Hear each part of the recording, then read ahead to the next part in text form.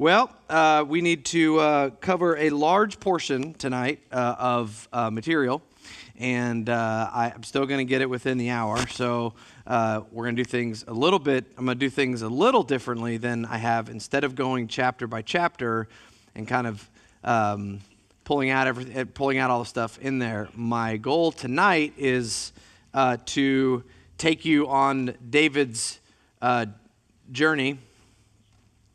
Because tonight he is on the run, and to show you where he moved throughout Israel. So I have maps, and we'll see if this laser pointer works or not. And I'll try to get you around to show you where he traveled to, and then once we've done that, then we will spend the majority of our time on the things you can take from these chapters. So there will be some detail in it. Maybe not as much as actually reading all the way through it, because there's a lot, especially chapter 25 is just a long, it's a great chapter, but it's long. And, but there's some really good things to kind of pull out of here, sort of application wise. And I want to spend time on that because it's good and really helpful. But when it comes to like the traveling part, you just got to know where he's going and why he's going there and all that. And I'll help you with all of that movement. Okay. So that'll be the goal, because David is on the run, and it's not very fun for him, and I'll even tell you how long he was on the run. So that'll be my question when we get there. I'll ask, how long do you think David was on the run? And do not Google it to try to cheat. You have to see if you can come up with the right answer. How long did he run? And what time of life was he on the run? It's actually sort of interesting, but we'll get there. Okay, so let me pray, and then we will. I'll do my review because repetition is key to learning. So I want to make sure we know where we've come from, and then we'll get into these 8 chapters from chapter 20 through 27. Okay, let me pray. Father, thank you again for our evening again tonight in your word. It is precious to us. It is a treasure, the greatest treasure we could own, and we want to value what we have here. It is from your very breath that you've given it to us, though written many thousands of years ago. We're thankful that you have preserved it through men by your Spirit in order to get it to us so that we can learn from what we read here concerning your character, concerning your people, and that we may follow you in faithfulness because of what we read. So help us tonight with this text. Help me to be clear and helpful to these folks here, and that we walk away with a sense of how wonderful our God is in the things that he does. In Jesus' name, amen. All right. So we know that from the beginning here, that Samuel Kings and Chronicles are 3 books in our Bible, 6 books, that are historical. They actually happen in history. They are instructional, meaning they are meant to be helpful to us in our day-to-day life, particularly as it relates to our faith. It points to Jesus. Not every single text is about Jesus, but it all points us in that direction. And it's proof that God is sovereign. That one's going to be very important tonight as David and the people that are functioning in this particular section are going to do some very interesting things, and God is going to quite obviously be in charge of what is going on, and we'll look at that. From there, of course, we know the history that comes down to this point. So we have Genesis, the creation fall, the flood, the first covenant, which is the Abrahamic covenant, the nations. The Exodus through Deuteronomy is the freedom from Egypt, and that God gives his law to Israel, and the first generation rejects that law, and so God has to kill them in the wilderness, bring up a new generation, and they are also given the Mosaic covenant. So we have 2 covenants that we're working off of throughout this. One is everlasting. One has to do with just God blessing them and giving them land and people. The Mosaic covenant is temporary, but it is bilateral. It's conditional on both sides. Israel must obey in order to receive blessings, or if they don't, then they will be cursed. So in the Abraham covenant, God will never completely forsake Israel. In the Mosaic covenant, he still holds them accountable for their sin. Now, as we roll then in past Deuteronomy, Joshua and Judges, Joshua, the book, they go into the land, that second generation, they take over the land, they divide it up. Judges, just as sin cycles, and they really need something to change. And that's where we come into 1 Samuel. 1 Samuel, as you know, as a whole, even that's our outline so far. Samuel as a whole is just that transition book from a theocracy where God alone rules Israel to a monarchy where God still rules, but through kings. And again, kingship was the plan of God. It was just supposed to be in his timing. But this is how we get the kings into Israel. That's the point of this book. And so this marks a new chapter in God's redemptive plan.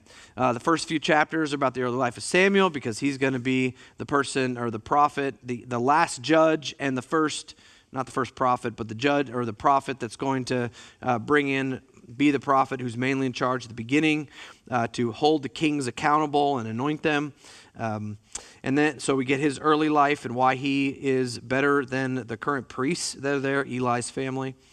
In chapters 4 through 7, we have the ark that's being used as a medallion, as a good luck charm, and God is not about that. He will be revered, and so we have the ark travels.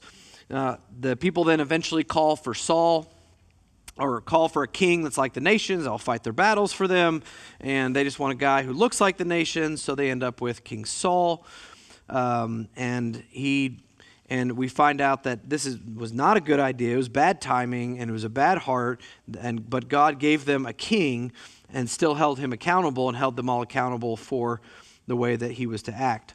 Well, Saul lasted all of 2 years being okay, and then he is just a massive failure at that point. There was 2 incidences in chapter 13 and in 15, 2 different battles in which Saul fails to do what he's supposed to do. He is self-sufficient, he is carnal, he is unfit to be God's chosen king. And so now that we know he's unfit, then we need a new leader. And Samuel has already said that that's going to happen in both chapter 13 and 15. He says that Yahweh has sought out for himself a man after his own heart, meaning according to his own desire. Saul was according to their heart, to their desire. Yahweh is now going to get a man according to Yahweh's desire. And then in chapter 15, it says that in chapter 15, verse 27, Samuel turned to leave Saul, but Saul seized the edge of his robe and tore it. So Samuel said to Saul, Yahweh has torn the kingdom of Israel from you today and given it to your neighbor, who is better than you. So then we are introduced to the man who is according to God's heart, and who is better than Saul. And that is David. And we saw there that he was chosen not because he looked like Saul, although he was apparently somewhat tall, dark, and handsome.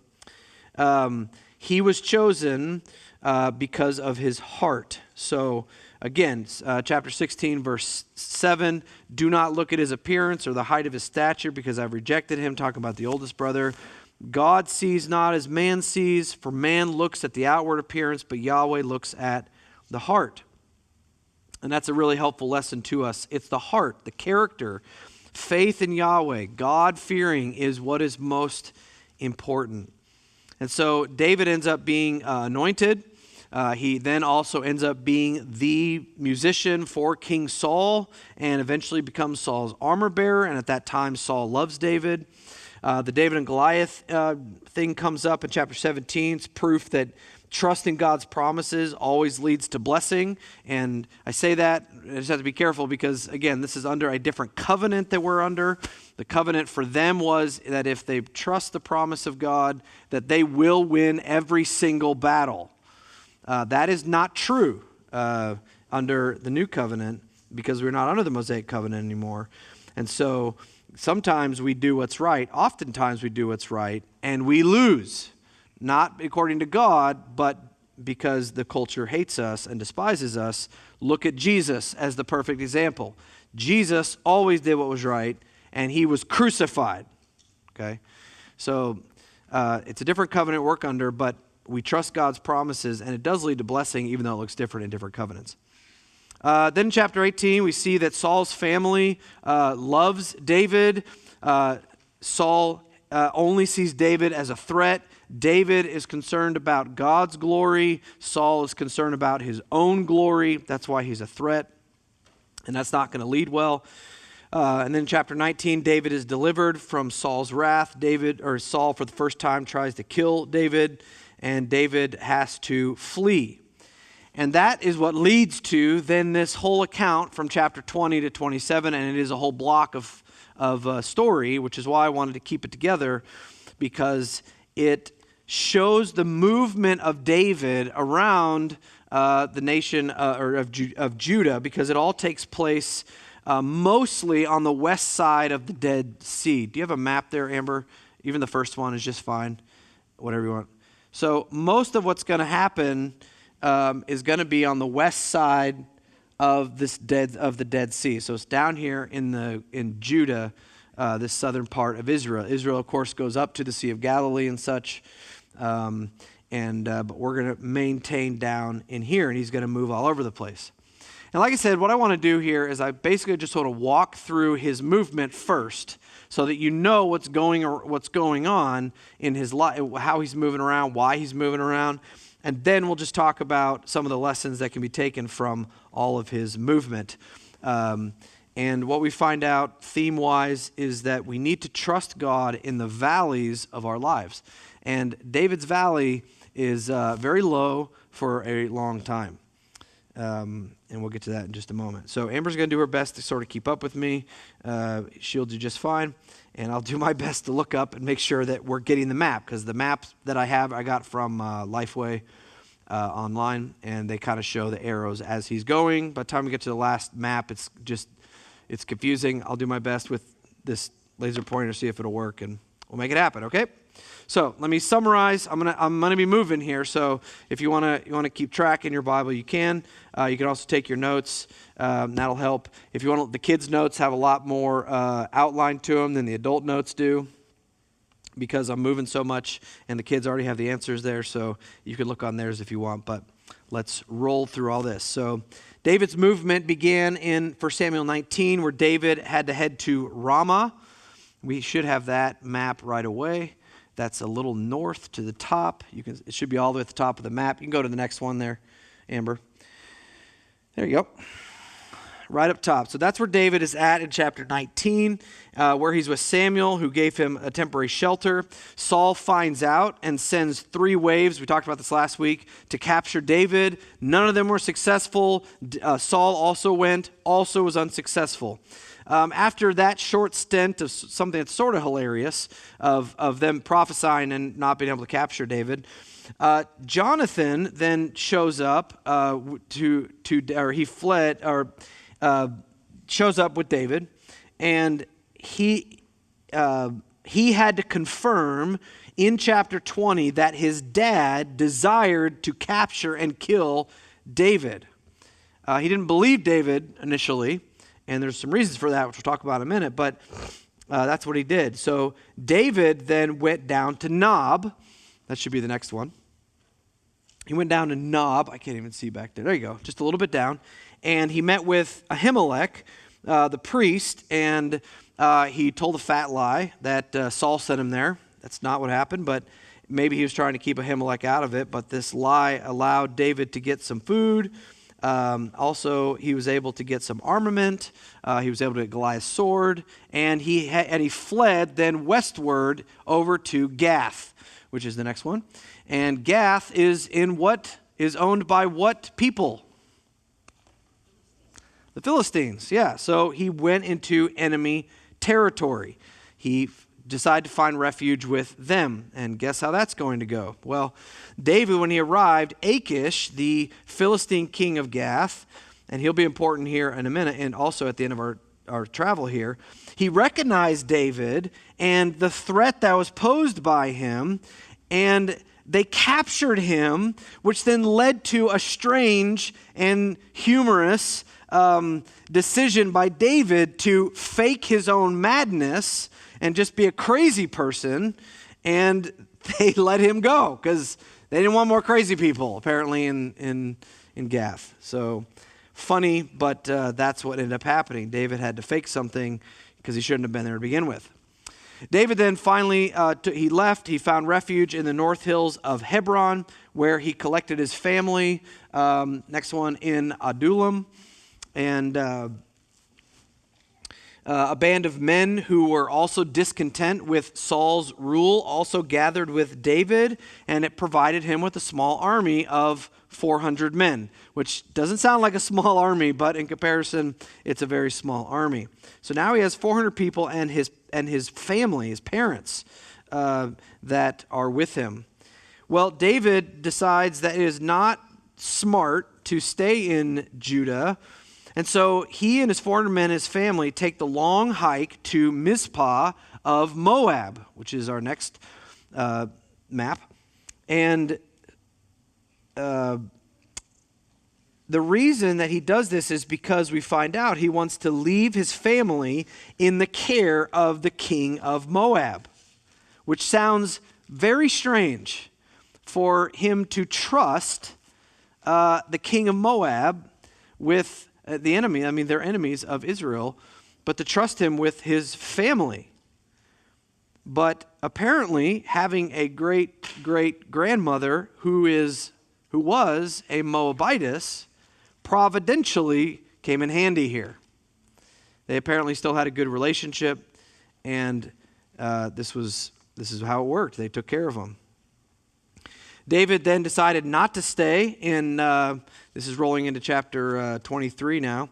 He decided not to stay in Moab, but rather he went to the western shore of the Dead Sea, making it to what is known as the fortress. And many people think that is actually, in Hebrew, the word is Masada, and many people think this is the actual place. So whatever the fortress is, it might just be a name of a town, which they've identified here. While he's there, a prophet by the name of Gad, you guys all know Gad, right? Gad, the prophet Gad. This is the only time he shows up, so. Like, what kind of ministry he have, we have no idea. This is the only thing we know of him. Gad came to David and told David to flee from Masada and head further into the land of Judah, to which David brought his men to the forest of Hereth. So they roll themselves back in just south of Adullam. And while David and his men camp out in that forest, Saul heads to Nob, which I don't have that, but he heads back up over to Nob with Ahimelech, who helped him. And he's so mad at Ahimelech that he helped David that he decides to kill all the priests and the men and the women and the children and the cows and all the animals of that town. He killed 85 priests purely for helping David out. Well, while they're in the forest, David discovers that the Philistines attack a town called Keilah. Keilah is right there in the middle. Oh, not that. Go back one. Keilah is right where he was at there. And they decide to go ahead and rescue these people. And at that point, David, it mentions it in chapter 23, he now has 600 men. Now, even though David delivered the Keilites, God told David to leave them because the people from Keilah were not trustworthy. They were not grateful that David did this, and they were planning on telling Saul where David was. So, thanks a lot, but leave us alone or we'll tell Saul on you. So, David leaves the Judean wilderness to get away from Saul and any Philistine retaliation because he's close to there. He then goes back through the wilderness through 3 areas: Ziph, Moan, and En-Gedi, which is what that is. It's kind of a rolling back over to the western side of the Dead Sea. So the Ziphites betray David to Saul, but because they came through there, and so they went and told on David, but David escaped into the wilderness of Moan. I already said that. That's where a report of Philistine activity caused Saul to have to stop pursuing David for a minute and go take care of the Philistines. And so David took that opportunity to then go to En-Gedi, where that arrow is at, And while at En-Gedi, David has an ideal opportunity because Saul comes back, starts looking for David again. This is the cave scene in chapter 24, where Saul has to use the toilet. In those days, they just dug a hole, did their business, and covered it back up. He was in the cave doing that. David had an opportunity to kill Saul while he was using the toilet. It's a really bad situation. But David spared Saul's life. Refused to harm God's anointed, even though the rest of his army was telling him, this is your opportunity. And David said, no, it's not. God will take care of Saul in God's timing. After learning of his near-death experience, Saul then leaves David. This is at the end of chapter 24. He leaves David for a time, and David then goes back to Masada, the fortress, which is back down south. And that's where I have to get to this because for some reason Lifeway left me with no more maps, and this is the only one I could find. Sometime later, while staying in the wilderness of Moan, this thing is not going to work. Let's find out. Let's see. You can't see that dot. I can't even see that dot. Hold on. Come on. Look. Oh, that is so sad. You can kind of see it. Okay. I'm going to just hold it down. Maybe it just needs to warm up. While they're in the wilderness of Moan, David met and eventually married Abigail, who was at that time the wife of Nabal. Nabal dies. She becomes his wife in the village of Carmel. Oh my God. You could see Carmel. It's right in the middle. This thing is sad. Carmel's right in the middle. Okay? It's a good name, kind of a tasty name for a town. David then learned that Saul was on the hunt again. So David and a few men sneak into Saul's camp that night, where David has another chance to kill Saul because Saul had his spear and a jug of water right next to his head. All David had to do was pick up the spear and then drop it on Saul, and that would have been the end of it. But he didn't do that. He just took the items, and the next morning from a safe distance, David reminded Saul again that he is no threat to Saul. He doesn't want to replace him until God tells him it's time to replace him, so leave me alone. Well, for some reason, this is after chapter 26, down to 27. For some reason, David, even though he did what was right in that instance, thought he needed to go back to the Philistines. And so he headed back to Gath, the capital of the Philistines, and he sought the protection of Achish again. Remember last time he went there and he had to do the whole madness thing. David offered his men and his services to Achish in exchange for living down in the town of Ziklag, which is down there in the corner of the yellow. So that's where he did. Achish agreed. David was expected to plunder the surrounding territories in protection of Philistia. However, what David did instead, he was supposed to attack the Judean places. Instead, he attacked the Girgashites, the Gizites, and the Amalekites, which were all enemies of Israel. And then when he was asked about it from Achish, he shouldn't have, but he did. He just lied about it and said he was attacking the Israelites. And Achish thought this was great because he's building his own. He's going to go after Saul, and he's got the new king, and it's all well. It's also possible that he had him down in Ziklag because Egypt is right down here. And it's possible that was also a way to keep the Egyptians away from the Philistines. So all that gained the support, though, because he was actually going after Canaanites.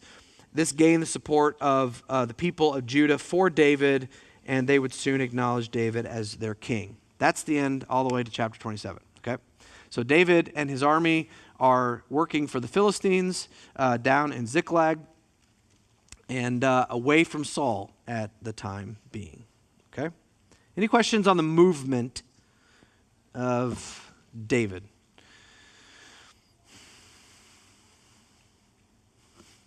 Okay. Now what I want to do is just to give you some tidbits of what we can focus on. These are all the walkaways. I mean, I know it's like spending most of the time on what we can learn from this, but there are lots of really good things to kind of take from all this movement and the things that are happening within here, and I hope they're encouraging. They are to me. None of these are in real particular order, like the one you should focus on. They're all just kind of in there. But the first one does come back in chapter 20, so if you want to go there. And I just have on here, godly covenant relationships are the best. And I'm really thinking of David and Jonathan's friendship here. These two men, every time, it seems like every time they're together, they're cutting another covenant, which really is just the same covenant. And it's really just to serve whoever is God's anointed, no matter the circumstances. These two men cared about their relationship with God, and that's what bound them together.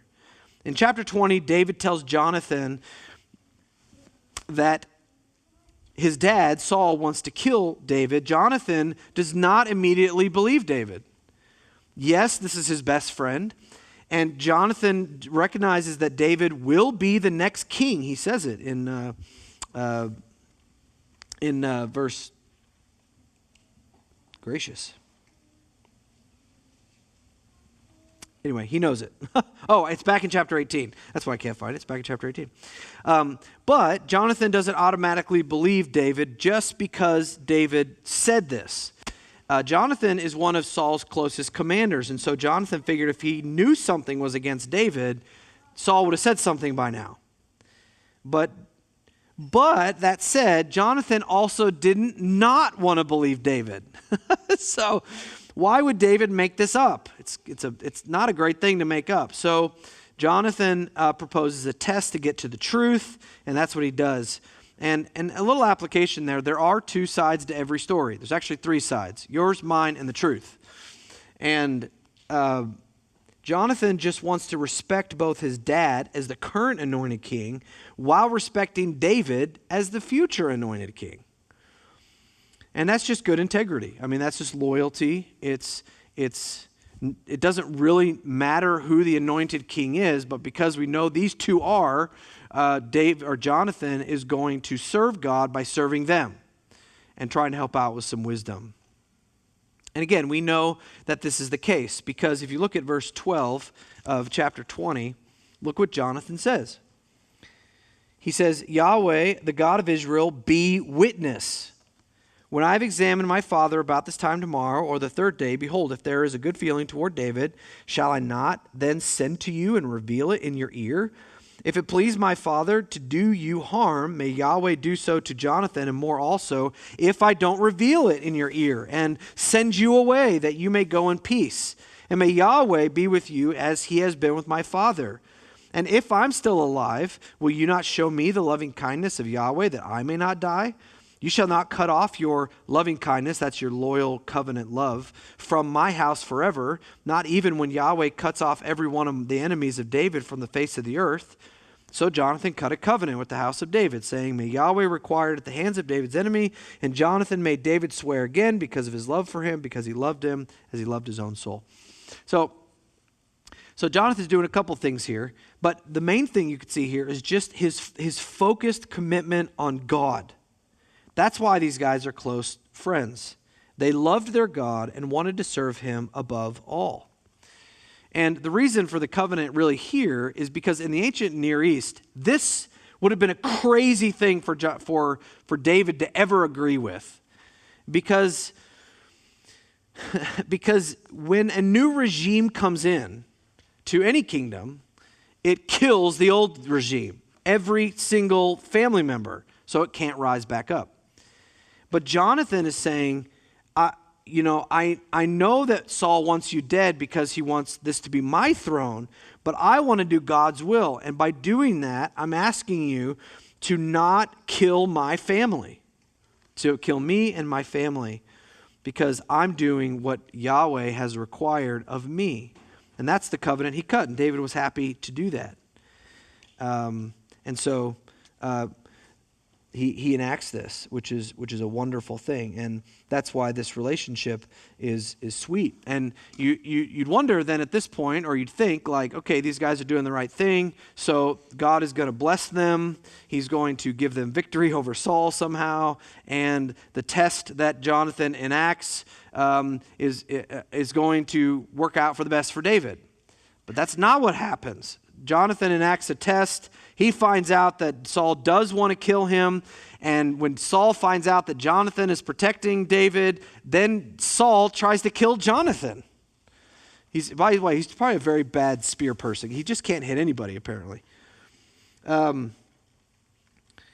So the point is, just because you do what's honoring God and you follow him with integrity doesn't mean it's always going to result in good and blessing in the immediate. Trusting God is hard sometimes, and blessing will come eventually, even though God calls us to be humble and ready for when that blessing comes. For David was on the run. Here's your question now. For how long? All this travel that I showed you up here, how long was that run? 20 years. 20 is a good guess. You can go half of that, actually. It was about 10. It's about 10 to 12 years. Somewhere in David's 20s. We know he came to the throne when he was 30 years old. So this man was running somewhere between when he just hit adult age in our culture to through his 20s. 10 years of not receiving what God had promised, which is the throne. And 10 years of running, and 10 years of pain and anxiety and not knowing what's going on, discomfort. So sometimes this is what God does. God will do this because there is something greater on the backside of all that pain. And by the way, notice that Jonathan does not go with David at this point. His dad just tried to kill him. He has every right to go with David. This is the new king. My dad is washed up, and he just tried to kill me. I'm not going back to that. But he doesn't. It's logical. Maybe it seems right. But he remains with Saul, even though he weeps for David's travels. He knows it's going to be hard for David, but Jonathan remains faithful to Saul, because Saul is the current anointed king. And he has to wait for God to remove his dad. What's interesting is that Jonathan keeps track of David, because by the time you get to chapter 23, Jonathan goes to visit David, which is really interesting because it's in contrast to Saul not being able to find David. But it just says Jonathan arose, this is verse 16 of chapter 23, and went to David at Horesh. Boom. He just went straight to him because he knew where he was. It's super cool. Saul can't keep track of him, and Jonathan comes, and I love what he does here. Look at, if you have your Bible, in chapter 23, it says that Saul's son Jonathan arose, went to David, and here's what he did. He strengthened David's hand. His whole point of going to visit David was to be an encouragement to him. Sometimes that's what we have to do. Sometimes we got to get up off our tush, go to somebody's house, and just be an encouragement to them, because they need it. It's incredible. And all he did was tell him, don't be afraid. My father, verse 17, is not going to find you. And you are going to be the king over Israel. And I will be your second. And my father knows this. And then he gives him a hug. They cut another covenant, which they like doing. And then Jonathan leaves and goes back to his dad. I mean, it's just, he's such a cool character. He's so concerned about trusting God with his own life, with David's life, and he trusted God to take his dad out when it was time. And he was just going to do what God told him to do. So he's really neat. He's a really good example of just showing how much we need each other, especially when things are hard. And it doesn't mean we have to be in the hard with somebody in order to give them encouragement. But these relationships that we have are very sweet. We have them in our church and it's different, but the encouragement is really precious, and we need to cherish the relationships. Okay, secondly, what we can get out of this whole section is that God is still sovereign. This is the emphasis throughout the nation of Israel. And here in 1 Samuel, God is sovereignly in control. Just because Israel has a king does not mean that God has given up his reign. The king is accountable to God. That's the purpose of the prophets, when they come in, to remind the king and the people of their obligation to God. And we see this in a few ways, and what I have up there is that God is always sovereign, even over evil and foolishness, which we get a lot of in this section. So I'll put these in sort of subcategories. I don't have this on the PowerPoint, but just a couple places where we see this. The first one is God's sovereignty overrules and uses our foolishness. So yes, we should avoid sin and foolishness. We should put on, in New Testament terms, the new man and be done with the old man. We should, as we've seen in 1 Peter, pursue holiness, godly fear. We should love one another. We should love others. There's the necessity of being obedient. But we need to remember also that God's plan for your walk with Christ does not become unhinged all of a sudden because you sinned, or because you messed up in obedience, or because you acted foolishly. God is sovereign over such things as well, to the degree that he can take your most broken and foolish decisions and turn it into something amazing. That's his sovereignty. The example that we find a couple of them here, but the big one, I think, is when David foolishly runs, as I said, in chapter 21, at the end of chapter 21, to Gath to find refuge. There he gets captured, and he has to fake madness. He's got spit coming down his beard. He doesn't look kingly at all. And God could have left him in his foolishness. It was a bad idea to go seek refuge to a foreign nation and then to get yourself in a stupid position where you got to look like you're a total lunatic in order to be let go. And yet God is sovereign over these things as well. Because, remember, when he returns back to Gath in chapter 27, Achish receives him. Why? We're not told. I'll just hazard a guess that Achish respected David because he just told Achish the truth. Like, I shouldn't have been here, and I just faked it because I had to get out of here. And Achish was like, that's funny. You still have an army. Go down to Ziklag. And God protects him down there. And it's still not a great idea. Achish thought he could leverage David against Saul, maybe keep the Egyptians away. But the whole point is that God is protecting David throughout this because he has to become the king. And he's overruling all of these foolish decisions that David is making because he is sovereign. And he's going to bring about his will even in spite of our foolish decisions and even using our foolish decisions. And David even recognizes this in Psalm 34. Psalm 34, whether or not you want to go there or not is up to you, but Psalm 34 was written, the little script that's given right at the front of the psalm says he wrote it right after he feigned madness. So right after chapter 21.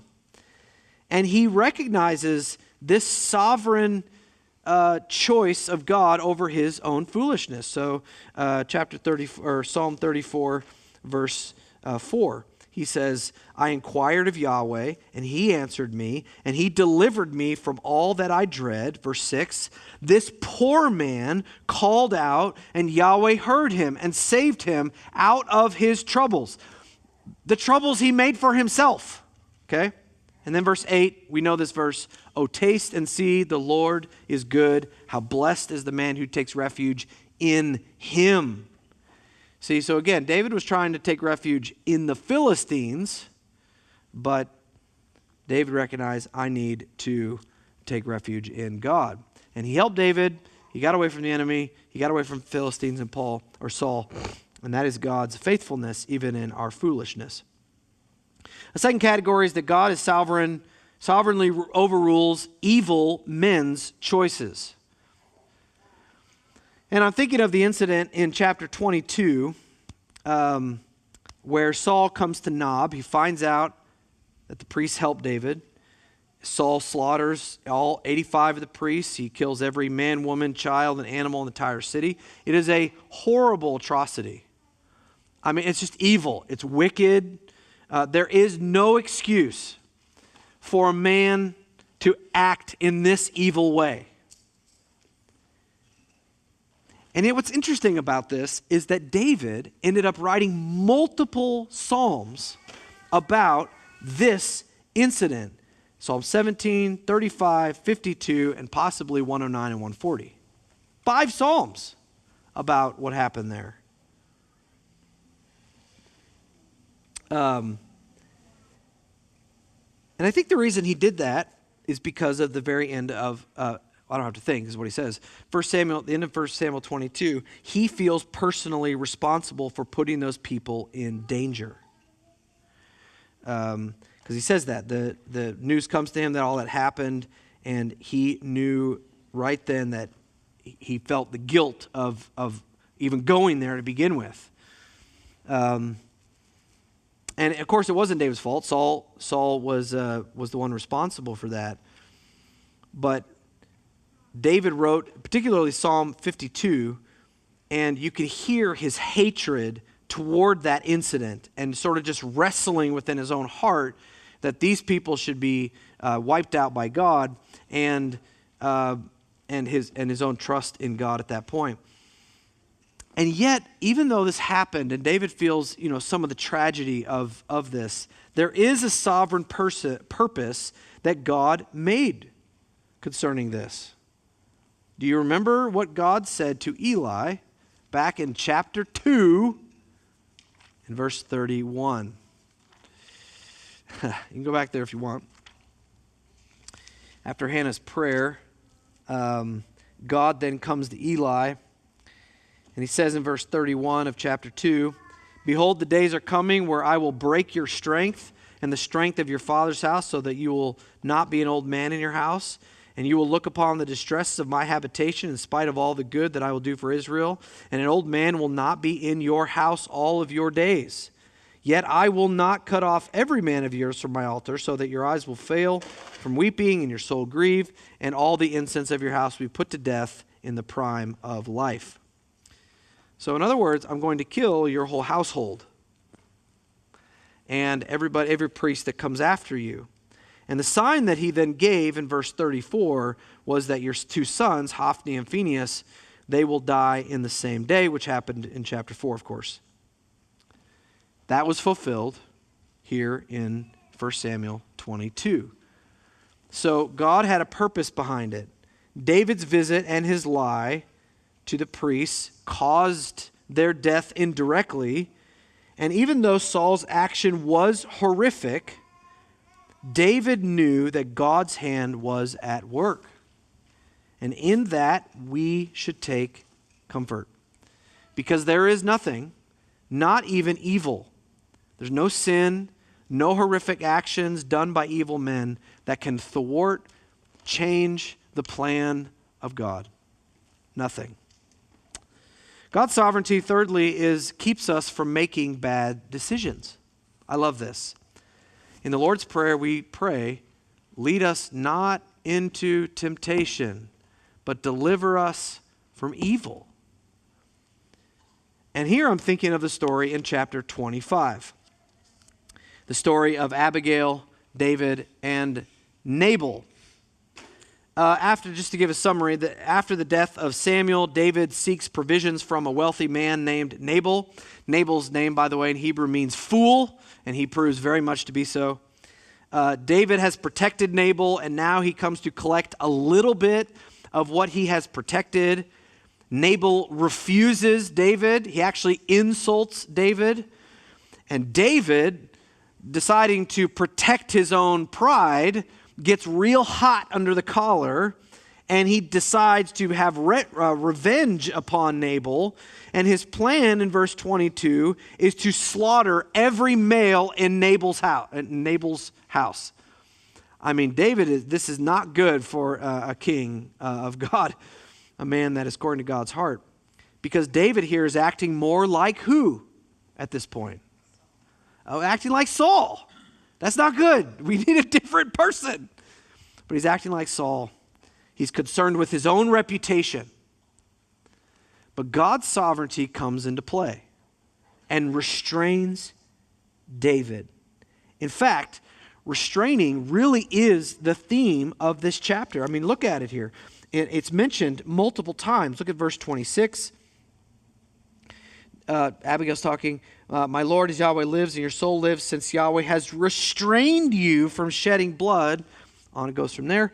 Verse 33, after all this, he says, blessed be your discernment, talking to Abigail, and blessed be you who have kept me from this day of bloodshed and saved me.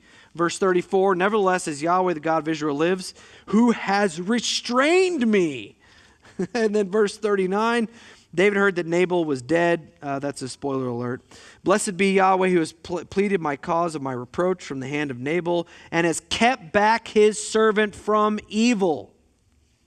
See? So, David was restrained by God. He wanted to take out Nabal, but God restrained him. How did he restrain him? Two ways. One, through an unnamed servant, and through Nabal's wife, Abigail, and her wisdom. So in verses 14 through 17, an unnamed young man, probably just one of Nabal's shepherds, he had experienced firsthand the kindness and honesty of David's men, and he knew, as it says in verse 17, he knew that his master was a vile man. And he knew that there was trouble brewing. And he knew that Nabal would never listen to reason. He would die before he would ever give up anything to David. And so this young man ran to Abigail, who didn't know what was going on, and told her what was going on. So he just happened to overhear what was going on. Just happened. I love that. He just happened. And God's going to use that to save David, restrain David. And then Abigail steps in, and Abigail, the wife of Nabal wouldn't give him a crumb. Abigail takes it upon herself to save her husband and these other men. She loads up some donkeys with as much as they could carry, some meat, and she sends that out to David to begin with. And then when they see the army coming, then she herself runs out there and pleads with David. She credits God for keeping David from sin, getting David's mind back on the Lord. So this is where women can minister to men and just being helpful to remind them that God calls them to things. She then asks forgiveness on behalf of her husband, and then she thanks David for all of his faithful service in caring and protecting them.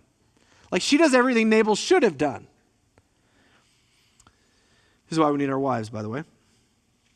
Then verse 31, she reminds David that finally, this is the nail in the coffin and really the thing that stopped him, that he is next to the throne.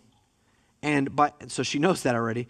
And by shedding innocent blood would be a terrible precedent for him to start with that would live with him the rest of his life. It's not worth it, David. Let God take care of my foolish husband. And thankfully, David listened to her, and God did indeed take care of Nabal. He was drinking that night, got drunk, apparently had some kind of a stroke, and then 10 days later died. So nothing had to happen. God took care of him. I love what Dale Ralph Davis writes in his commentary. It's really good. He says this text teaches us how Yahweh rescues his servants from their own stupidity, how he restrains us from executing our sinful purposes, how sometimes God graciously and firmly intercepts us on the road to folly.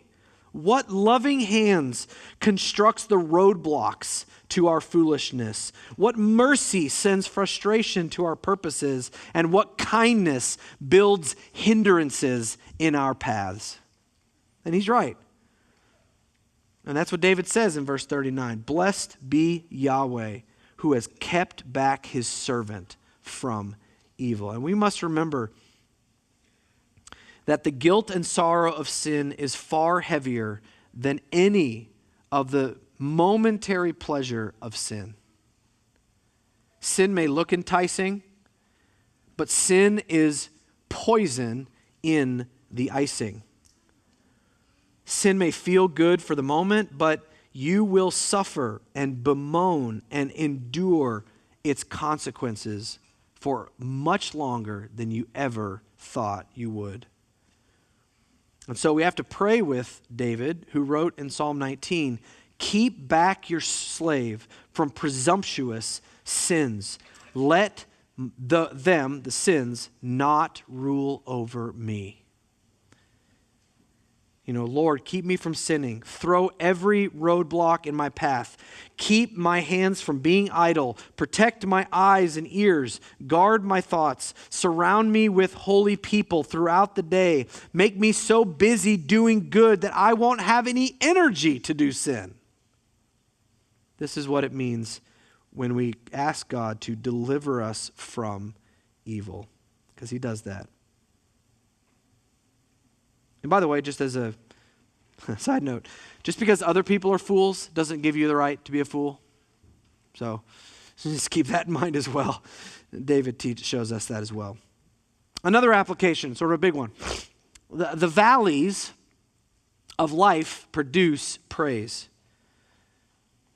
David wrote a lot of psalms, generally. 75 of the 150 psalms are attributed to David. So that's half of them. Some say that up to 21 of them are during this time of being a fugitive. So a third of them.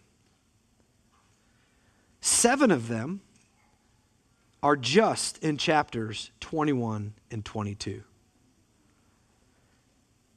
Psalm 17 is a prayer for protection after the murder of the priests. Psalm 34 is a prayer about God's goodness seen in his deliverance from Achish. Psalm 35 is a lament prayer for Yahweh to destroy David's enemies because they have hated him without cause. They falsely accused him, also on the heels of the murder of the priests. Psalm 52 is a prayer exposing evil men's deeds while celebrating God's loyal love and the blessing that God gives to the faithful. Psalm 56 was a prayer of trust in God and telling his soul not to fear. This is when David was captured in Gath the first time. Psalm 40 is a prayer for deliverance from evil people and a prayer for judgment upon wicked men who falsely accuse, again on the heels of the murder of the priests. And then in Psalm 142, it's a psalm of complete dependence upon God. This is when David was hiding in the cave of Adullam. This time period in David's life is some of the darkest days of his life, especially his young life. The early following of God brought pain. It brought him exile. It brought wicked men against him. And yet, all of that valley and darkness produced some of the deepest devotion to God. David, in this valley of these 10 years, was forced by persecution, by suffering, to think and form rich theology, practical wisdom, empathy for sinners, and give awesome praise that we still benefit from today. The lower you go in physical pain and emotional heartache and mental duress, the higher you will go in spiritual praise.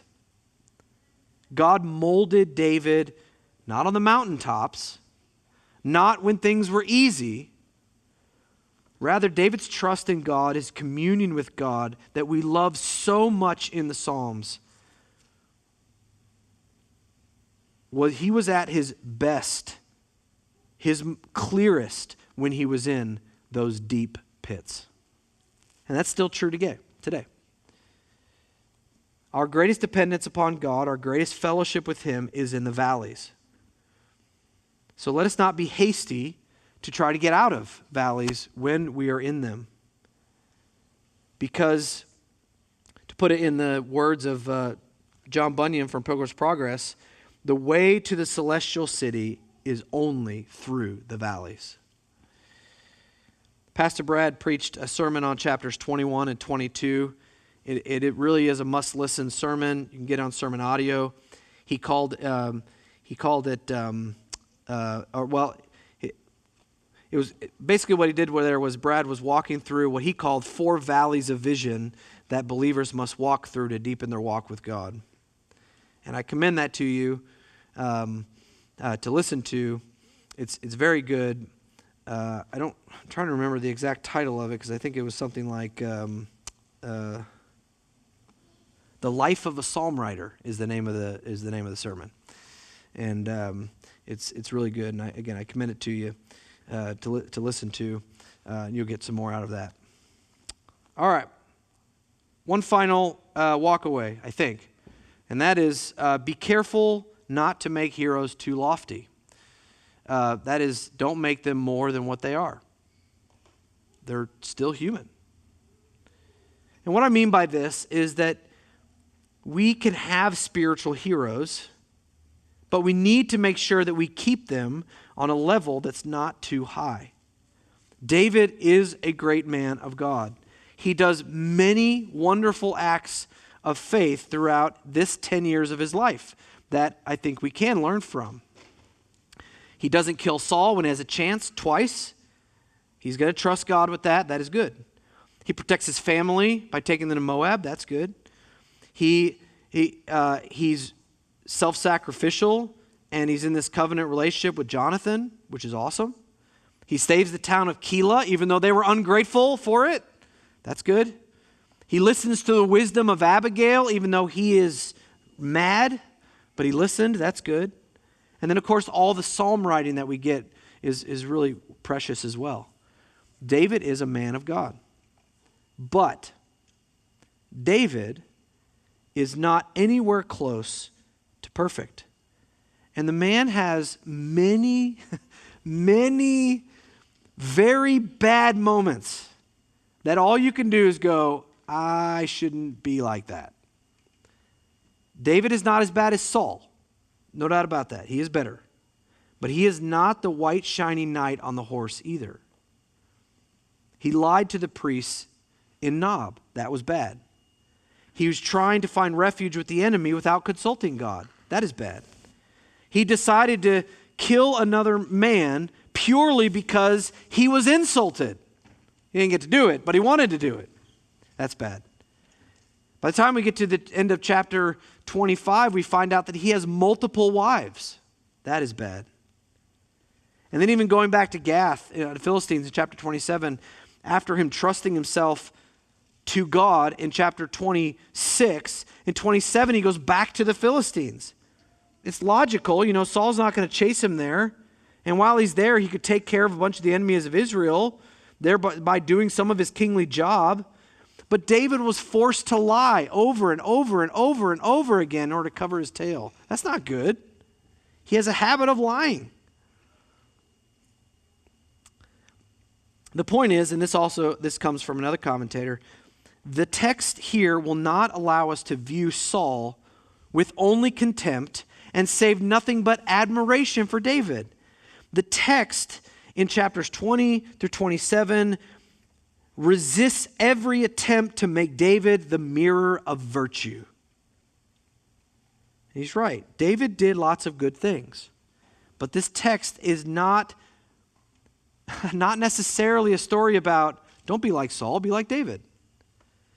The text is not about David's character to follow, but rather it's about God building his kingdom and who God is using to build his kingdom, and that he will do that even regardless of our foolishness.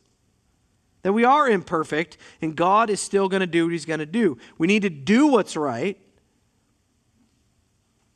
but these men, like David, are not perfect. So our heroes of the faith are still humans. They're made out of the same stuff that we are. They're just like us. David, by the way, has only begun to disappoint us. There comes a point, as many of you know, when we get into 2 Samuel, it gets really bad. And we have to follow the one